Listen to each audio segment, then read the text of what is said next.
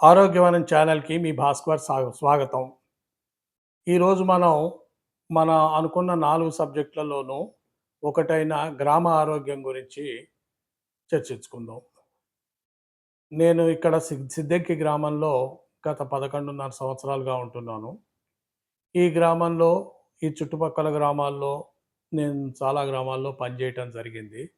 So, ఈ క్రమంలో నేను గమనించిన విషయాలని కొన్నిటిని మీకు చెప్పాలనుకుంటున్నాను. ముఖ్యంగా గ్రామంలో ఉన్న కుటుంబాల ఆరోగ్యాలు చెడటానికి నాకు 4, 5 కారణాలు కనిపిస్తున్నాయి. ఇందులో మొదటిది చెప్పిరాని చావు. ఈ చెప్పిరాని చావు ఇం సడెన్‌గా చాలా ఆ కుటుంబాల్లో అలజడిని రేపుతున్నాయి. ఆ చావు జరగంగానే పాలోళ్ళని, వాళ్ళని, వీళ్ళని అందరూ రావటం, ఆ బాడీని డిస్పోజ్ ఆఫ్ చేయటం, ఫ్యూనరల్ కండక్ట్ చేయటం, లేదా శవయాత్ర చేయటం, డప్పు కొట్టటం కార్యక్రమం చేసి, మొత్తానికి శవాన్ని అక్కడికి తీసుకెళ్ళి, ఆ కార్యక్రమం కాంగానే మందు కొట్టేయటం. ఆ మందు చాలా పెద్ద పాయింట్ అయిపోతుంది. తర్వాత మళ్ళీ మూడో రోజున అందరూ కలిసి ఒక కార్యక్రమం చేసుకొని, ఆ రోజున మళ్ళీ తాగి, తిని బ్రహ్మాండంగా వందల మంది ఒక్కోసారి గడిపేస్తారు. మళ్ళీ పదో రోజో, 11 రోజో గూడా కలుస్తున్నారు. ఈ క్రమంలో ఎవరింట్లోనైతే చావు అయిందో ఆహ్, ఆ వ్యక్తికి చావుకొస్తోంది ఆర్థికంగా. అంత డబ్బు ఖర్చయితుంది.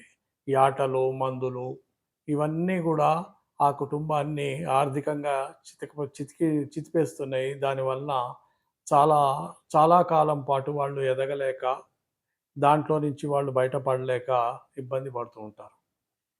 రెండవది చెప్పి చెప్పి వచ్చే రోగం. ప్రతివాడికి తన శరీరం చెప్తుంది. నీలో ఏదో లోపం జరుగుతోంది. దాన్ని కరెక్ట్ చేసుకో అని. కానీ గ్రామంలో పొలాల్లో పని చేసుకునేవాళ్ళు గానీ, ఇతర పనులు చేసుకునేవాళ్ళు గానీ, వాళ్ళకి దగ్గరలో ఉన్న అందుబాటులో ఉన్న వైద్య సహాయం పొందటం. వాళ్ళ వాళ్ళు పెద్ద ట్రైన్డ్‌గా ఉన్నవాళ్ళు అయినా కాకపోయినా ఇమ్మీడియేట్‌గా ఉపశమనం అప్పటికప్పుడు ఉపశమనం కలిగించి వాళ్ళు పనులు చేసుకోవటానికి వీలుగా వాళ్ళ ఆరోగ్యం కోసం అని ఇంజెక్షన్లు తీసుకోవటం, మందులు రాయించుకోవటం రకరకాలుగా వాళ్ళని వాళ్ళు సంయుద్ధం చేసుకొని పనికెళ్ళిపోయి మళ్ళీ వాళ్ళ రోజులు గడవటానికి కావాల్సిన డబ్బు సంపాదించుకోవటం. దీనివలన కొన్నిసార్లు మేలు జరుగుతుంది, కొన్నిసార్లు కీడు జరుగుతోంది. మేలు జరిగినప్పుడు సంతోషమే గానీ, కీడు జరిగినప్పుడు మనం చాలా ఎక్కువ డబ్బులు, చాలా ఎక్కువ శ్రమ పడాల్సిన పరిస్థితొస్తుంది. ఆహ్, నేను మీకు నా అనుభవంలో చెప్తాను. నా దగ్గర ఒకాయన పనిచేసేవాడు. ఆయన భార్య ఈ కడుపులో నొప్పొస్తుండేది. ఆవిడకి ఊళ్ళో ఉన్న డాక్టర్ తోటి నొప్పికి మందు తీసుకునేది, పనులు చేసుకుంటుండేది.